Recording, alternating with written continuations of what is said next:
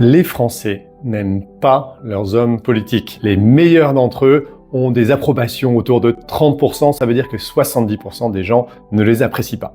De mon point de vue, ça pourrait être lié à qui ils sont. Quand on regarde les hommes politiques, on se rend compte qu'il y a deux profils principalement. Un profil d'apparatchik, celui qui a commencé conseiller municipal à 23 ans, qui a rendu des services, qui est allé au conseil général et qui s'est fait élire au fur et à mesure, qui a fait de la politique son métier depuis des années. Le deuxième profil majoritaire, c'est les hauts fonctionnaires, des personnes qui travaillaient pour l'État et qui se sont dit plutôt que de travailler pour les politiques, pourquoi moi je ne serais pas le chef?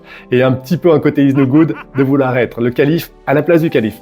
Les Français recherchent en revanche des gens qui leur ressemblent plus, qui aient vécu la vraie vie. Comment fait-on pour avoir plus de gens issus de la société civile qui fassent de la politique? La première, on l'a évoqué dans une précédente vidéo sur la rémunération.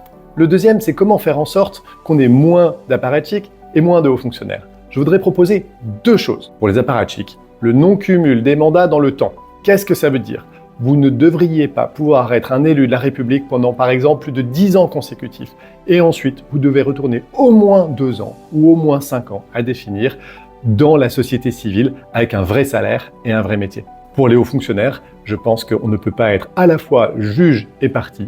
Dès lors qu'on choisit d'avoir une élection à un certain niveau, il faudrait être obligé de démissionner de la fonction publique de manière à ne pas avoir la sécurité de l'emploi que les autres n'ont pas.